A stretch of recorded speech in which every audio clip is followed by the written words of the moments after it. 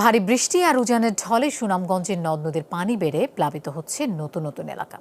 আগে থেকে যেসব এলাকা বানের জলে ডুবেছিল সেখানকার বাসিন্দাদের দুর্ভোগ আরও বেড়েছে। বিশুদ্ধ পানি ও খাদ্য সংকটে ভুগছেন বানভাসী মানুষ, বাড়ছে পানিবাহিত রোগবালাই।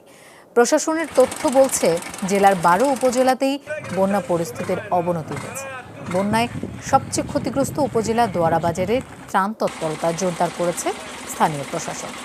এছাড়া বন্যা কবলিত বিভিন্ন এলাকায় সরকারি বেসরকারি পর্যায়ে ত্রাণ বিতরণ চলছে।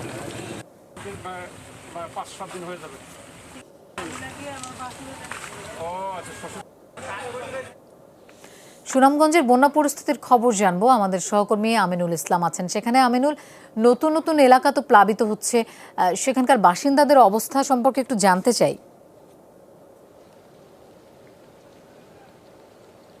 লোপা, আপনি শুরুতে দর্শকদের জানিয়েছেন গেল প্রায় 18 থেকে 19 দিন হয়ে যাচ্ছে, এখনো পর্যন্ত আসলে এই পানিবন্দী মানুষের দুর্ভোগ শেষ হচ্ছে না। এখন আবার নতুন করে দোয়ারাবাজার উপজেলার নিম্নাঞ্চল প্লাবিত হয়েছে। পাশাপাশি বলবো যে গেল 24 ঘন্টায় প্রায় 20 সেন্টিমিটারের বেশি পানি বেড়েছে। আমি যদি একটু আপনাকে দেখাই, আমি এই মুহূর্তে রয়েছে সুনামগঞ্জের সুরমা নদীর তীরে।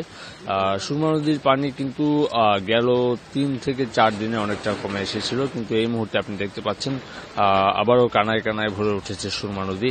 এবং শুধুমাত্র সুরমা নয়, সুরমার পাশাপাশি যেসব শাখা নদী রয়েছে, বিশেষ করে খাসিয়ামারা নদী হয়ে দোয়ারাবাজারে পানি প্রবেশ করছে। এবং পাশাপাশি রক্তি, কালনি, জাদুকাটা, ধোপাজান, এসব নদীগুলোর পানি বেড়েছে।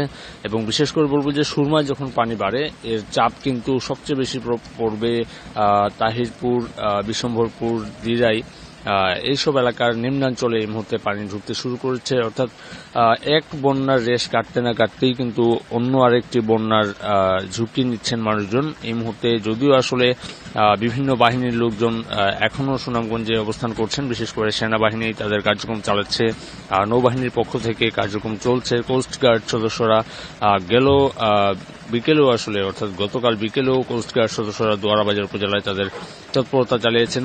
সবাই এই মুহূর্তে আসলে তৃতীয় দফা বন্যার জন্য প্রস্তুতি নিচ্ছেন। এটি আবহাওয়া দপ্তরের পক্ষ থেকে আগেই বলা হয়েছিল যে 28 তারিখ থেকে নতুন করে আবারও পানি বাড়ার সম্ভাবনা রয়েছে। তাই থেকে থেকে ভারী এবং মাঝারি বৃষ্টিপাত কিন্তু এখনো চলছে।